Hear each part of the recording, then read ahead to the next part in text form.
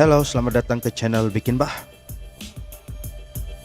Hari ini saya akan buat satu tutorial cara-cara untuk tukar thermal paste pada laptop MSI GE63VR7RE Rider. Cara pertama, kita buka skru. Semua skru pada bodi laptop ini yang berwarna hitam. Setelah itu kita akan cungkil untuk memisahkan cover hitam ini daripada badan laptop menggunakan alat pencungkil. Kalau tiada alat pencungkil, kita boleh menggunakan pick gitar, kita boleh guna cut credit, cut bank yang tidak diperlukan lagi lah. Lepas itu kita berus. Oke, ini adalah hasil daripada kotoran 6 bulan yang tidak pernah diservis. Habuk tidak banyak sangat, tapi performance memang drop gila-gila lah. Bukan apa, sebab 6 bulan yang lalu saya menggunakan thermal paste cap ayam. Jadi untuk heat transfer daripada chip ke heatsink tidak berapa memuaskan lah. Apabila bermain game, laptop ini boleh mencapai suhu sampai 90 degree.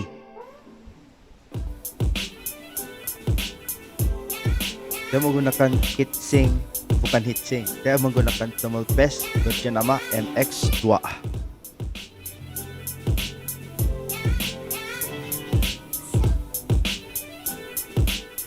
Oke. Laptop ini mempunyai dua kipas. Dan kipas yang pertama adalah kipas untuk CPU, yang satu lagi kipas untuk GPU. Nah, inilah thermal paste cap ayam. Jadi cara kita buang ya lama ya, kita menggunakan kontak elektrik. Itu kata nama dia, yang spray warna biru tuh, electric conduct cleaner. Itulah. Oke, pastikan juga bila kita bersihkan betul-betul kita mau jaga dia punya permukaan, jangan sampai tercalar. Oke, maksud saya ini chip lah, jangan sampai tercalar. Biarlah kita buat slow-slow, yang penting hasilnya memuaskan.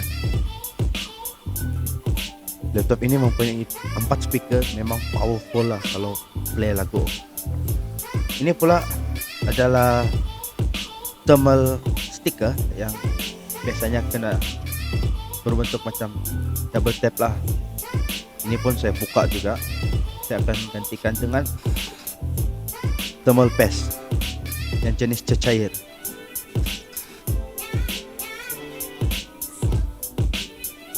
Oke, ini masanya untuk kita apply thermal paste.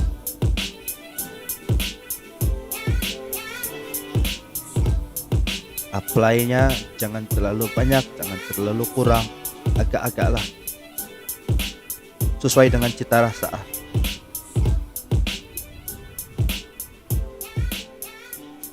Selepas itu kita akan masukkan kembali heatsink ke posisi yang asal dan kita akan ketatkan skru. Simple kan? Kalau mau DIY sendiri di rumah, jangan takut, coba saja. Yang penting dapat jimat duit.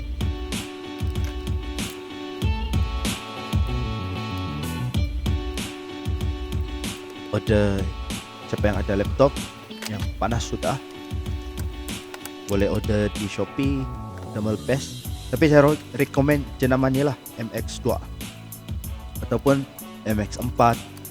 Sebab dia punya conductivity itu memang laju, dia transfer heat daripada processor ke heatsink.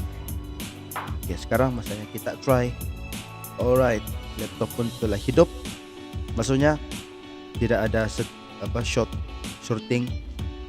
Memang oke lah. Oke, ini adalah video sebelum dan selepas, bukan video, gambar. sebelum 61 fps selepas 69